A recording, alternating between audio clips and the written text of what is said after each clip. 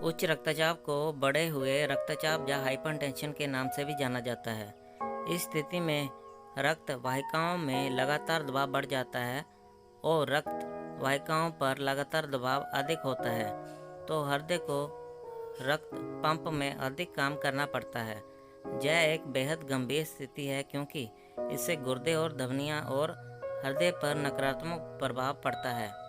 रक्त वाहिकाओं में दबाव के कारण मस्तिष्क में रक्त का रिसाव भी हो सकता है और इसके कारण स्ट्रोक भी हो सकता है। इतना ही नहीं, उच्च रक्तचाप के कारण गुर्दे में विफलता, अंधापन और रक्त वाहिकाओं का टूटना और व्यक्ति की मृत्यु भी हो सकती है।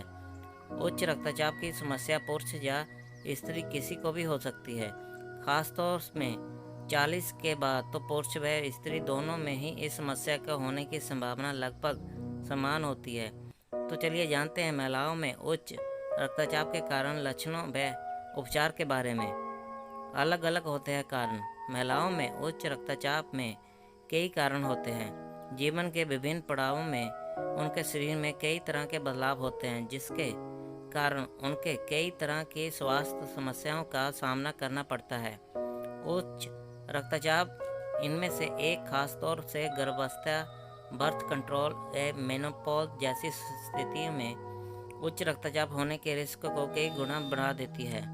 ऐसे करें नियंत्रण। अगर आपको उच्च रक्तचाप की समस्या है या फिर आप चाहते हैं कि आपको यह समस्या ना हो, इसके लिए आप कुछ प्रभावी कदम उठा सकती हैं। जैसे अधिक वजन होने पर उसे कम करने की कोशिश करें। सप्ताह में 5 दिन प्रतिदिन करीबन आधे घंटे से 1 घंटा एक्सरसाइज करें।